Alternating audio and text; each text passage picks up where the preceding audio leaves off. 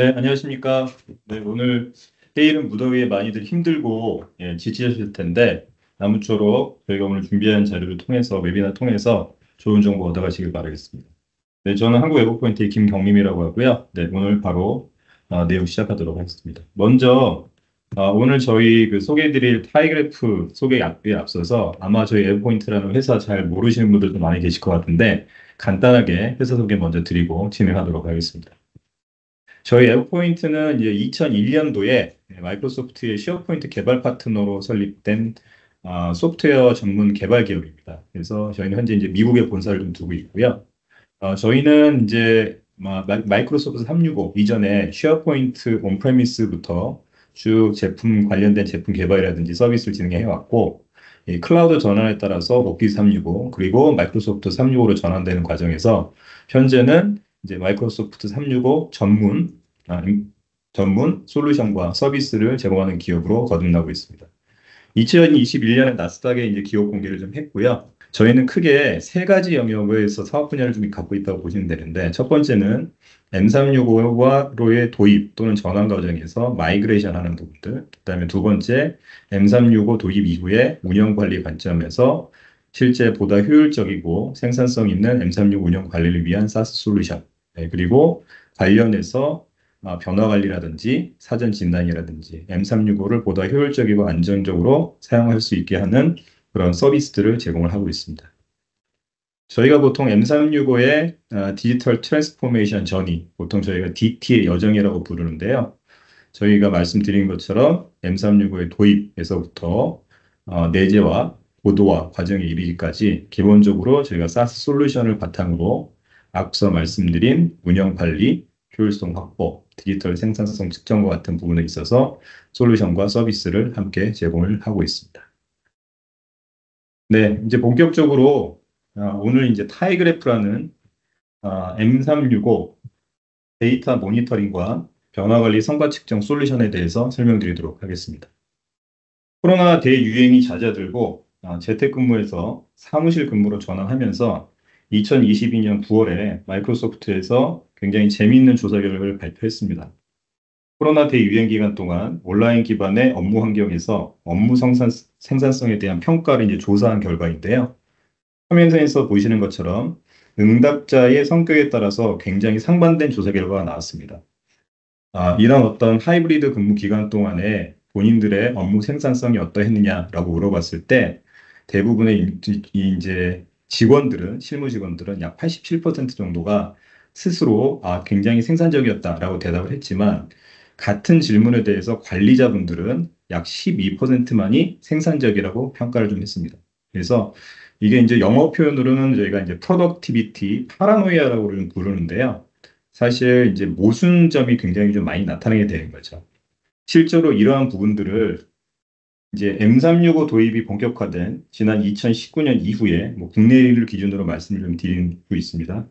한 5년 정도가 좀 경과를 좀 했고요. 저희도 그 기간 동안 굉장히 다양한 고객의 목소리를 들어왔는데 실제로 M365를 도입하신 고객들은 화면에서 보시는 것 같이 크게 두 가지 부분에서 굉장히 공통적인 어려움을 좀 많이 겪고 계셨습니다.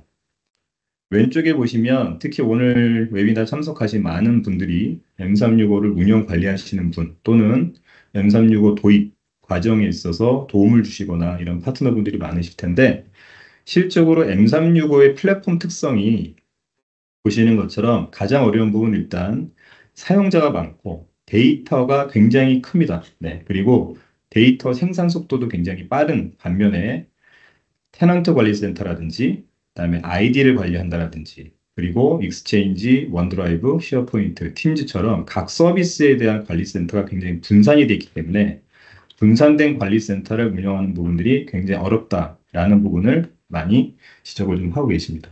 그리고 M365 플랫폼 자체는 사실 잘 아시는 것처럼 이게 사용하신 지가 얼마 안 됐습니다. 네, 그러다 보니까 과거의 온프레미스 환경에서 클라우드 환경으로 전환되면서 M365의 전체적인 플랫폼 그리고 각각의 서비스에 대해서 운영을 하는 데 필요한 경험과 지식이 굉장히 부족한 상황입니다. 초기에 예를 들면 국내 같은 경우는 한 2017년도부터 마이크로소프트 365가 보급이 좀 되기 시작했는데 그간 자체적으로 상당히 많은 노하우를 축적하신 기업도 계시지만 대부분의 기업들이 여전히 M365 운영에 대해서 어려움을 많이 겪고 계십니다. 네, 그 이유 중에 가장 큰 하나가 말씀드린 부분들이고요. 그리고 이러한 데이터들을 확인하고 파악하는 것이 굉장히 어렵다. 그 다음에 그러한 데이터들, 특히 어떤 액티비티와 관련된 로그 기록들이 보관 기간이 짧다 보니까 장기적인 흐름에서 어떤 시계열의 관점에서 데이터를 보기가 굉장히 어렵다라는 지적들을 많이 하고 계십니다. IT 관점이 아니라 회사 내 다른 인원들, 예를 들어서 재무라든지 인사 또는 사내 소통, 커뮤니케이션과 같은 조직에서 일하시는 분들, 특히 관리자나 임원분들의 목소리는 M365라는 플랫폼 환경을 눈으로 들여다볼 수도 없다 보니까 우리 구성원들이 M365를 어떻게 쓰고 어떤 방식으로 이용을 하고 어떤 방법에서 업무에 활용하는지 확인하기가 굉장히 어렵다. 이런 부분들을 많이 말씀하십니다.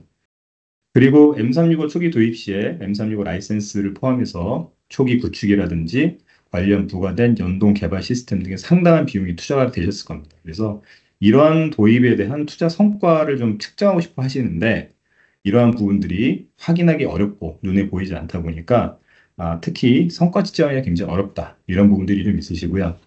두 번째는 실질적으로 이제 코로나 이후에 저희가 이제 다시 다 오프라인으로 사무실 근무해서 복귀해서 근무하시는 경우가 지금 많은데 그러면 이 M365 환경 안에서 우리가 디지털 업무 방식이 어떻게 변화했는지 네, 라는 부분들 그리고 사용자 관점에서 봤을 때 이게 보통 저희가 크게 세 가지 유저로 좀 나눠볼 수 있을 것 같아요.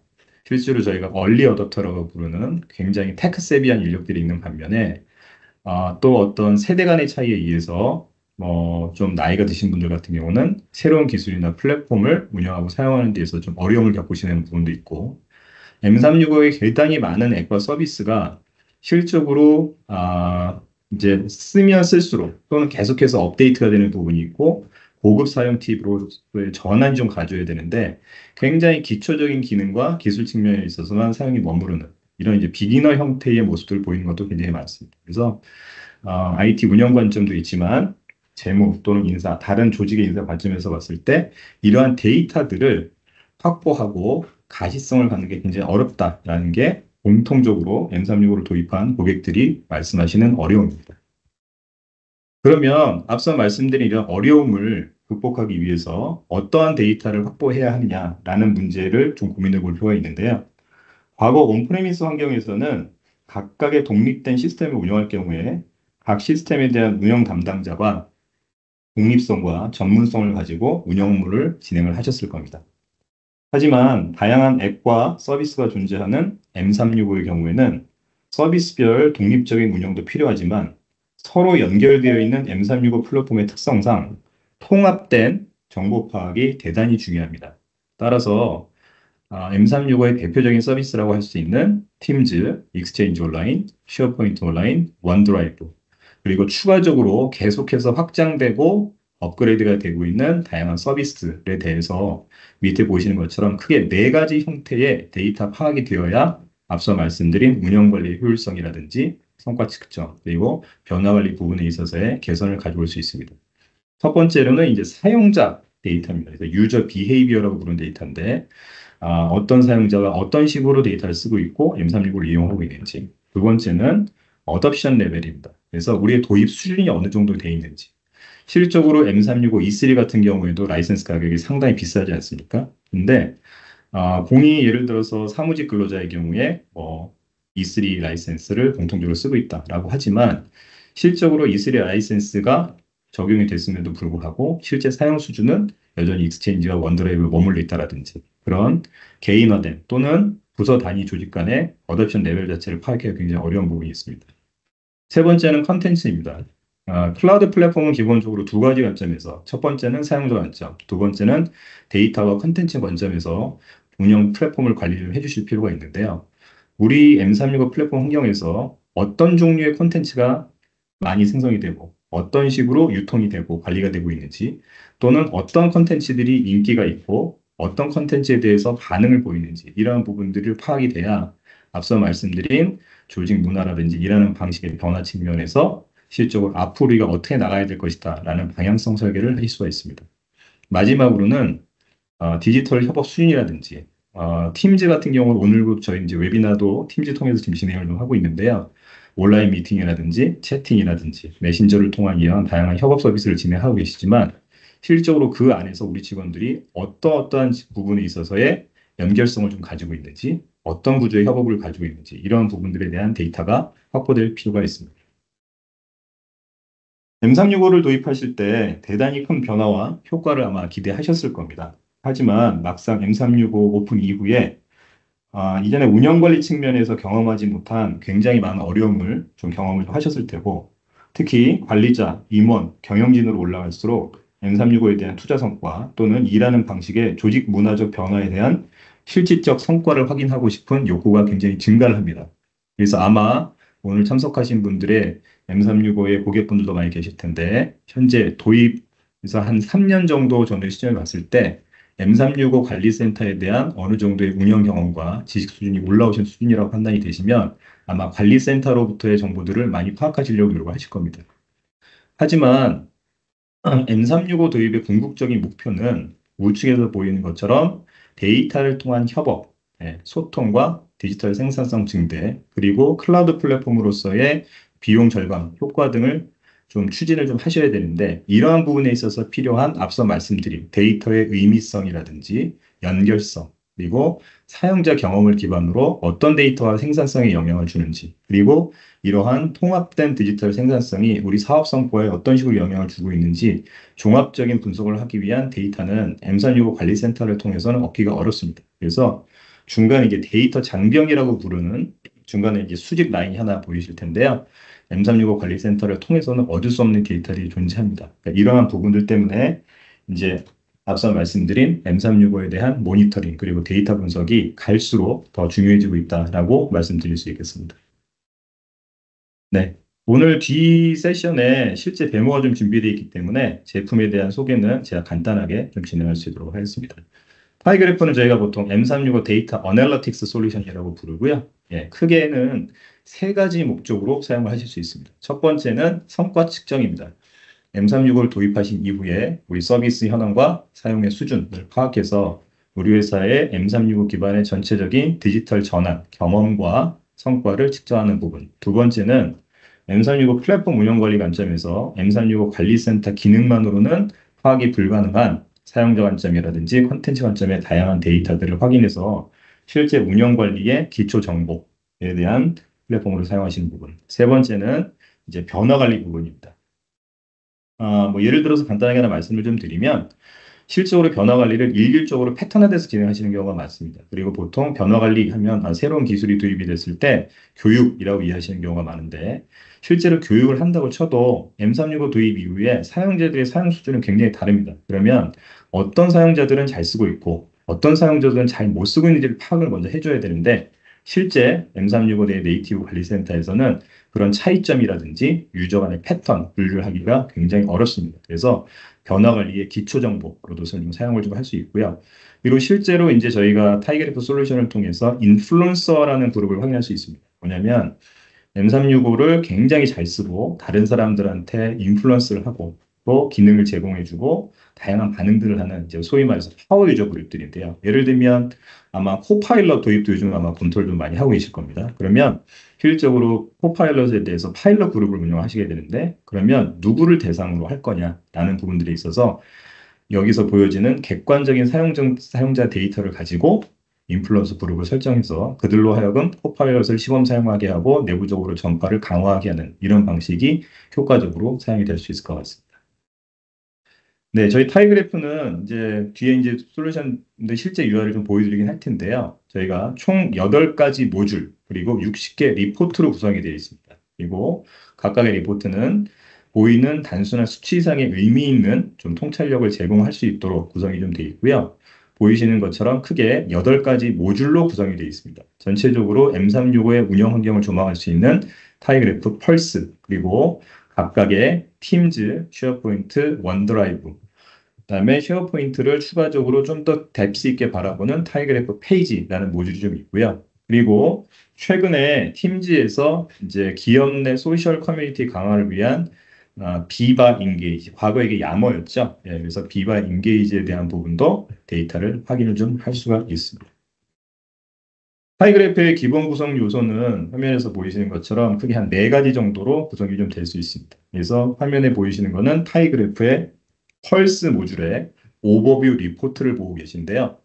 첫 번째 1번 항목은 저희가 엔트라 아이디라든지 또는 고객사별로 갖고 계신 아마 인사 DB가 있으실 겁니다. 그러면 OU, Organization Unit, 예, 조직 단위 정보를 따라서 필터링을 합니다. 그래서 개인단 또는 작은 부서, 그리고 우리나라 같은 경우는 예를 들면 수평 조직이라든지 하이어르키가 굉장히 많은 조직도 있는데 이런 부분들을 분류해서 기본적으로 사용자 관점의 단위에 대한 부분들을 세팅을 좀 하게 되고요. 두 번째는 우측 상단에 보시면 이 타이그래프가 보여줄 수 있는 굉장히 큰 장점 중에 하나가 뭐냐면 시퀀스를 보여줄 수 있습니다. 이제 보통 저희가 시계열 데이터라고 부르는데 기간의 조절에 따라서 우리의 사용량이라든지 패턴이 어떻게 변화했는지에 대한 부분을 확인할 수 있는 부분. 그리고 세 번째는 현재 타이그래프에서 제공하는 총 60가지의 모든 리포트들은 보이시는 것처럼 다 데이터 내보내기가 가능합니다. 그러면 별도로 데이터를 받아서 별도의 리포트를 만드신다든지 그리고 파워 BI 프로 라이센스를 갖고 계시면 여기서 다운로드 받은 데이터를 이용해서 별도의 파워 BI 리포트도 자체적으로 만드실 수 있습니다. 그래서 커스터마이징이 가능하다는 부분이고요. 밑에는 이제 보시는 것처럼 시간의 흐름에 따라서 다양한 리포트에 따라서 그래프로 표시되는 부분, 차트로 표시되는 부분인 것처럼 보시는 것처럼 이제 파워 BI 형태의 리포트를 제공을 좀 하고 있습니다.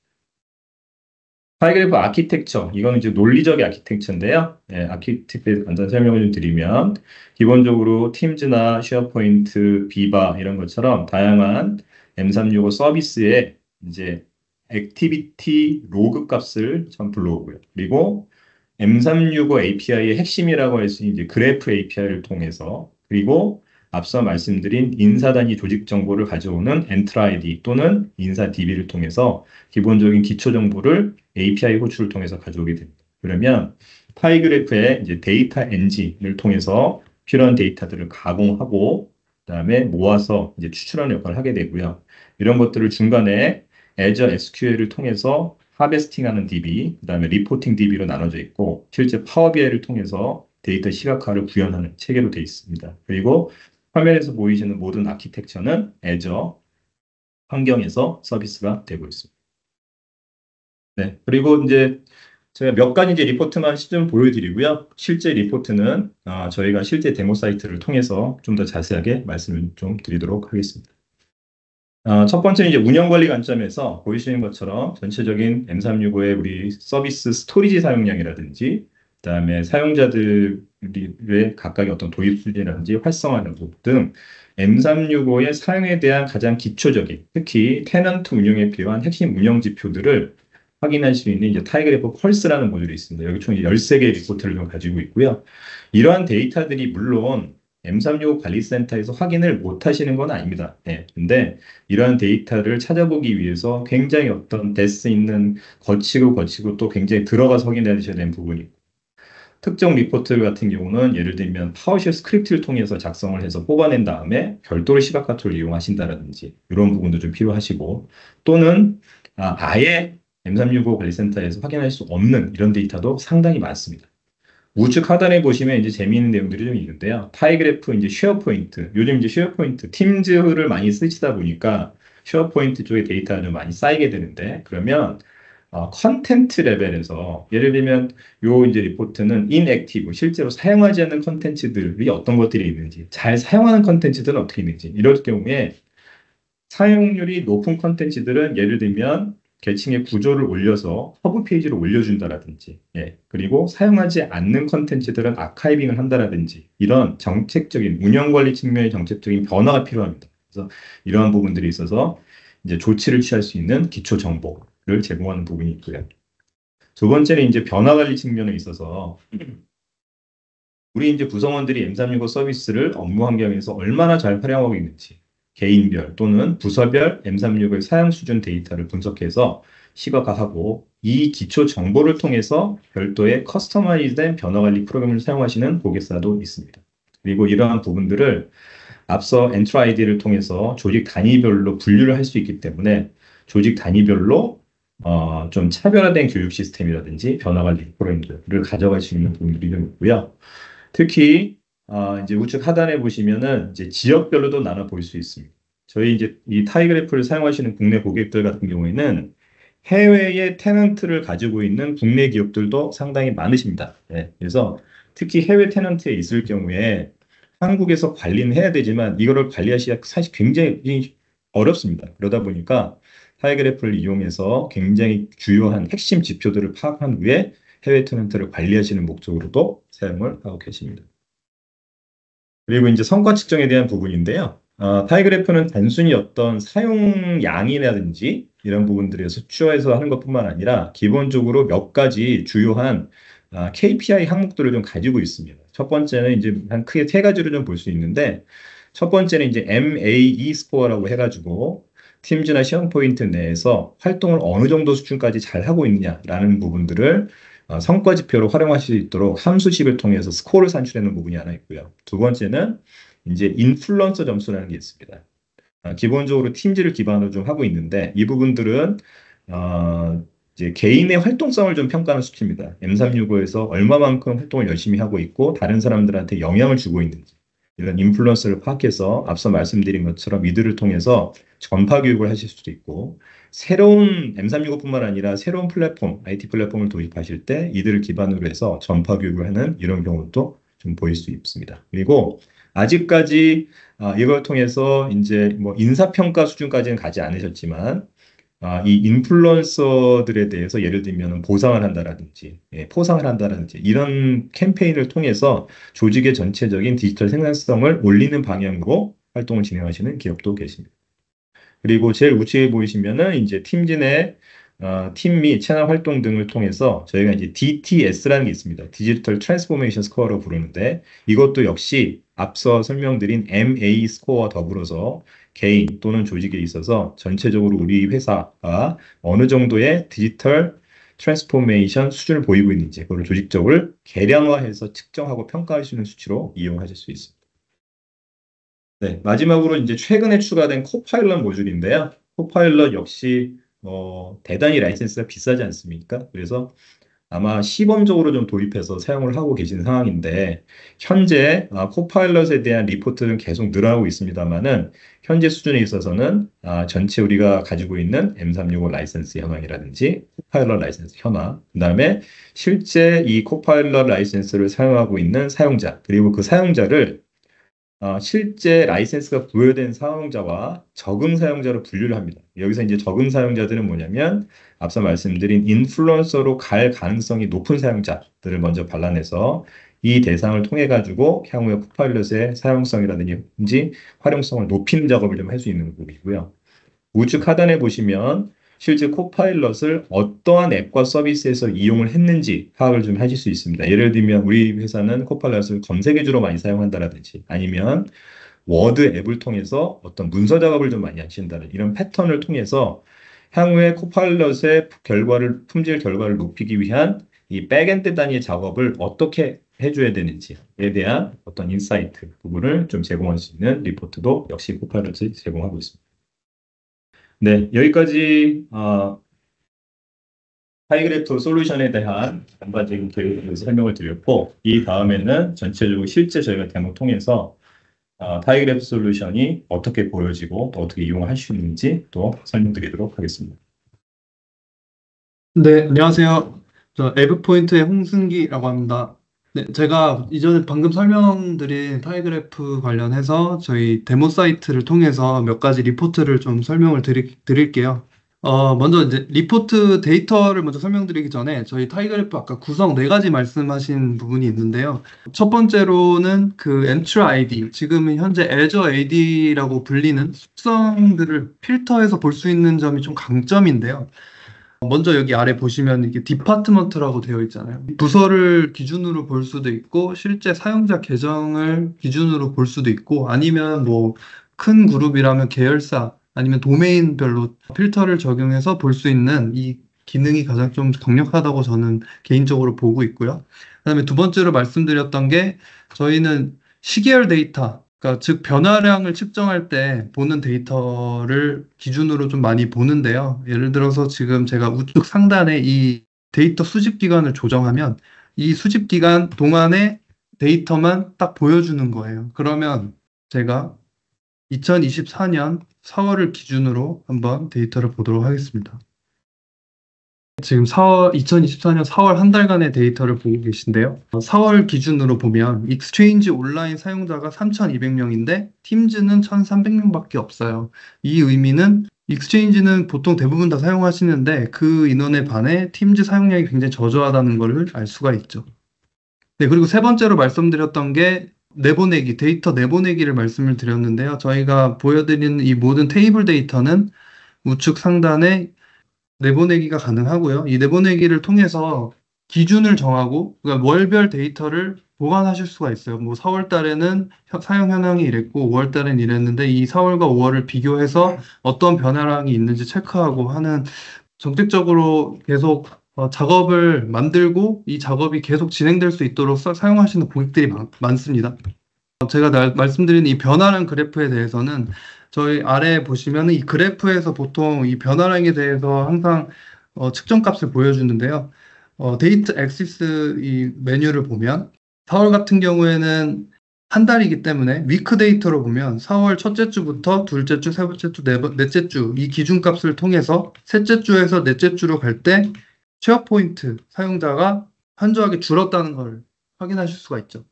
그래서 속성을 기준으로 볼 수 있는 타이그래프 데이터는 추가적으로 말씀을 드리면 필터 기능이 한 가지가 더 있습니다. 필터는 엔트라 아이디의 속성값을 기준으로 속성값의 특정 값을 선택을 하실 수가 있어요. 예를 들어서 계열사, 저희 특정 계열사를 기준으로 하고 싶다 하면 계열사는 도메인이 다르기 때문에 특정 계열사 도메인을 선택을 하셔서 진행을 하실 수가 있고요. 적용하면 그 계열사의 데이터만 딱 보입니다.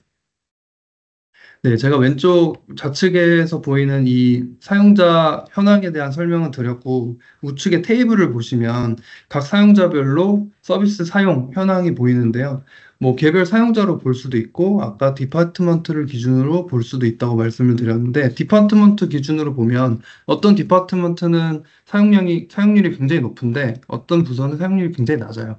그래서 이 데이터를 사실 활용을 해서 같은 M365 라이센스를 쓴다고 가정을 하면 사용률이 저조한 부서는 뭐 추가적으로 사용자 교육이나 가이드를 통해서 뭔가 사용 촉진을 위한 활동을 지속하실 수도 있고요. 다음으로 전에 설명드렸던 디지털 트랜스포메이션 점수라는 게 있는데요. DTS 점수는 뭐 저희가 M365에서 제공하는 뭐 이메일, 원드라이브, 쉐어포인트, 야머, 팀즈의 활동에 가중치를 부여해서 이 가중치의 총 합산의 점수를 DTS 점수라고 저희가 정의를 합니다. 그래서 DTS 점수를 보면은 이것도 물론 오유값에 기반해서 부서로도 볼 수 있고 개인 사용자별로도 볼 수 있는데요. 가장 DTS가 좀 높은 두 개의 부서를 보면 이메일 사용량에서는 큰 차이가 있어요. 이메일은 가장 최상위에 있는 부서가 더 많이 쓰는데 점수로 봤을 때는 두 번째 부서랑 크게 다르지 않아요. 그 이유는 저희가 협업 관점에서 보면은 야모하고 팀즈를 사용한 M365의 협업은 가장 가중치가 많이 부여됩니다. 실제로 이메일을 사용했을 때 받는 점수와 팀즈를 사용했을 때 받는 점수가 5배가 차이가 나요. 그래서 야머의 사용이 많기 때문에 전체적인 점수에는 영향을 미친다고 보시면 될 것 같습니다. 네, 다음은 쉐어포인트 모듈을 좀 보여드릴 건데요.